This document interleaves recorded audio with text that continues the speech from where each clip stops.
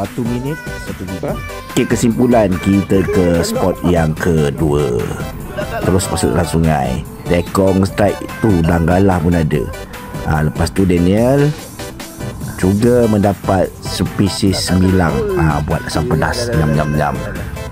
Bila dah ada sembilang, tak lupa pula spesies wajib kita seperti ikan siakap. Sembilang dan siakap ni biasa dalam muara lah.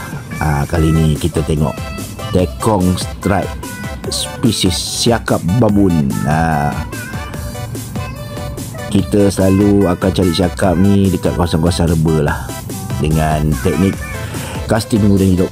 Nak pakai gewang pun boleh, tapi tahanlah menyangkut. Okey, untuk trik korang bolehlah cari ini tekong.